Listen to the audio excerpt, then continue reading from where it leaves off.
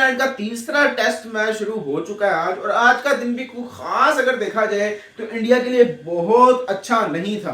देखिए जब न्यूजीलैंड 235 पे ऑल आउट हुआ, मैं कहा यार ये जो पिच है ना ये और जरा मुझे डिफिकल्ट लग रही है बैटिंग के लिए, और जब इंडिया बैटिंग करने आया तो बिल्कुल ऐसे ही हुआ। विराट कोहली तो रन आउट हो गए, और बाकी अगर देखा जाए तो किसी की तरफ से भी कोई खास परफॉर्मेंस नहीं आई, और 86 पे 4 आउट इंडिया के हो चुके हैं अब तक।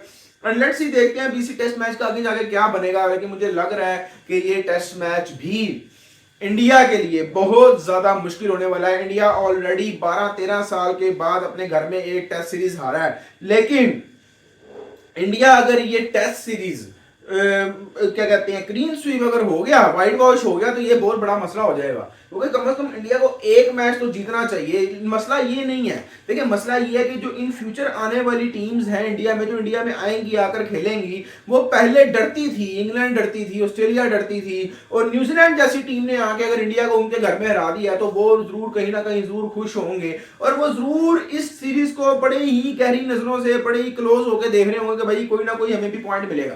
और ऑस्ट्रेलिया जो अगला आने वाला है इंडिया में, वो तो अपनी पूरी की पूरी तैयारी करके आएंगे ना इस दफा, क्योंकि इनको इस सीरीज में बहुत से वीक पॉइंट्स मिले होंगे, और रोहित शर्मा नहीं चल रहे, कभी कोई नहीं चल रहा, विराट कोहली भी खास तरीके से चल नहीं पा रहे, तो इंडिया इस वक्त बड़े क्रूशियल टाइम से गुजर रहा है। और ये अभी एक चले देखिए, मैं ये बात मानता हूं, मैंने ही ये वीडियो बनाई थी कि भाई एक सीरीज का तो मार्जिन देना आपके, अगर 12 साल तक एक टीम जीतती हुई आ रही है, अपने घर में वर्ल्ड कप भी जीत के आई है, तो आप उसको इतना तो मार्जिन दें कि वो एक सीरीज हारे। लेकिन मसला ये है कि जो नेक्स्ट ऑस्ट्रेलिया के साथ भी सीरीज होगी, बॉर्डर गावस्कर ट्रॉफी जो है वो बहुत ज्यादा इंपॉर्टेंट है, और मुझे लगता है कि ऑस्ट्रेलिया पूरा का पूरा अपना दम लगा देगा वो सीरीज जीतने में। बाकी लेट्स सी देखते हैं कि दूसरे दिन में क्या होता है। अच्छा, अब जरा आ जाए आईपीएल पे। देखिए आईपीएल की रिटेंशन हुई है, और पैसा ही पैसा, वो जो अक्षय कुमार की एक मीम नहीं है, पैसा ही पैसा होगा, पैसा ही पैसा होगा, तो वाकई वो जो इस वक्त जो है ना पैसा ही पैसा चल रहा है।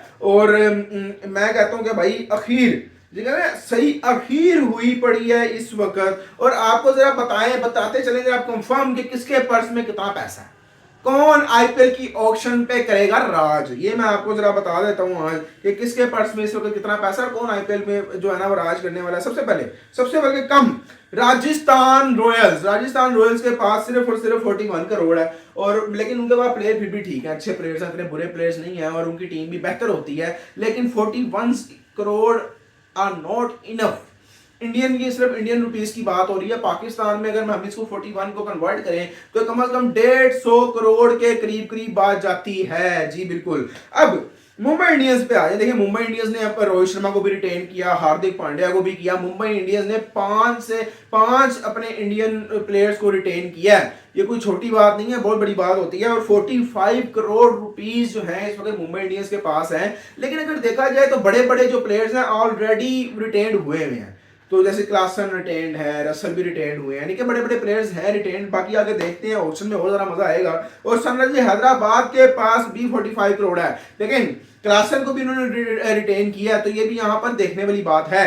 और 45 करोड़ सनराइजर्स हैदराबाद के पास है। केकेआर के पास है 51 crore rupees. 51 crore equal to 180 Pakistani crore. Chennai super king के पास 55 करोड़ हैं, ये भी तकरीबन 180 के करीब करोड़ पाकिस्तानी करोड़ बनते हैं। उसके बाद जो गुजरात टाइटंस हैं, 70 करोड़ रुपया गुजरात टाइटंस के पर्स में पड़ा हुआ है जनाब, 70 करोड़ रुपया, और ये ऑक्शन पे राज कर सकते हैं। देखिए मेरा जहां तक ख्याल है ना, ये Mumbai Indians, Rajasthan Royals, Sunrisers Hyderabad, ये तो मुझे लगता है कि सिर्फ और सिर्फ ना 1 से 2 मेन प्लेयर्स को, महंगे प्लेयर्स को उठाना चाहेंगी, या फिर ये जाएंगे किसी लोकल के साथ। लेकिन मुंबई इंडियंस के पास ऑलरेडी लोकल्स भरे हुए हैं, तो मुझे लगता है मुंबई इंडियंस अपना जो सारा पैसा है वो कहीं अच्छे इंटरनेशनल बड़े प्लेयर को लेने में लगा सकती है। लेकिन बाकी मुझे लगता है कि ज्यादातर लोकल प्लेयर्स की तरफ जाना जरूर चाहेंगे। गुजरात टाइटंस के पास 70 करोड़ है, बहुत पैसा उनके पास भी, तो ये भी अच्छी खासी अमाउंट बनती है। फिर अगर हम देखें लखनऊ सुपर जायंट्स, उनके पास भी 70 करोड़। देखिए जो मेन ऑक्शन होगी ना वो इन्हीं के दरमियान होगी।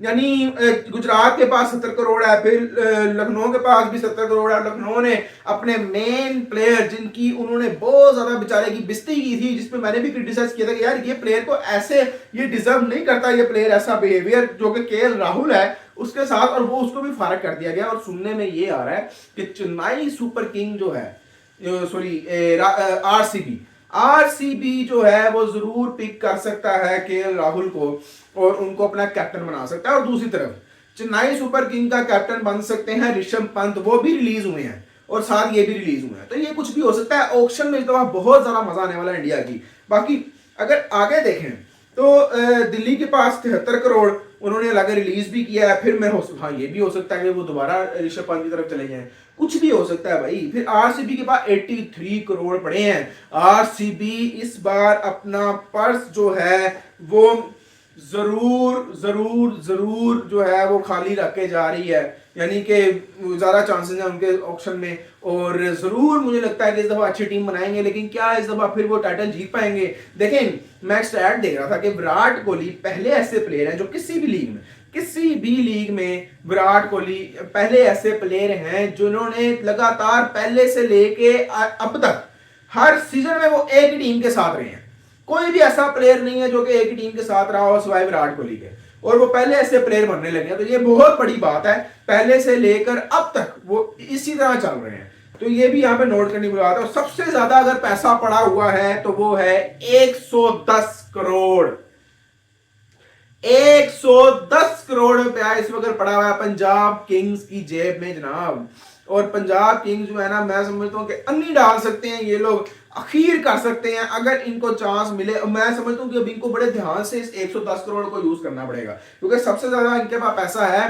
पंजाब किंग्स बहुत अरसा हो गया है वो टॉप पर नहीं आती, तो पंजाब किंग्स को अपना ये पैसा बहुत इंपॉर्टेंट जगहों पे लगाना पड़ेगा भाई। अब देखते हैं ऑक्शन में क्या होता है। लेकिन अगर जहां तक बात करूं, ऑक्शन जो है ना, मुझे लगता है कि ज्यादातर जो है ना वो इन्हीं के इर्द गिर्द घूमेगी जो टॉप के आपको मैंने बताए हैं। मतलब पंजाब किंग्स, आरसीबी, डीसी और लखनऊ, फिर गुजरात टाइटंस, यही हैं वो 5-6 टीम जो उनके इर्द गिर्द ऑक्शन आपको ज्यादातर घूमती हुई नजर आएगी, क्योंकि पास ज्यादा पैसा है। लेट्स सी, देखते हैं क्या होता है। और उसके अलावा एक और न्यूज जिसको हम इतना बड़ा प्लेयर नहीं समझते, ऑस्ट्रेलिया वालों ने उसको इतना बड़ा एजाज दे दिया।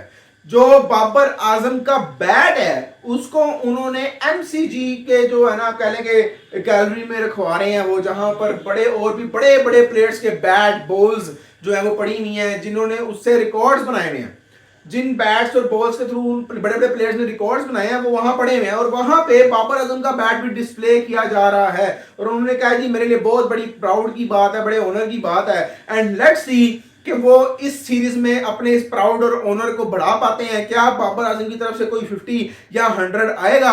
ये देखना बहुत जरूरी है। मिलते हैं नेक्स्ट वीडियो, अपना ख्याल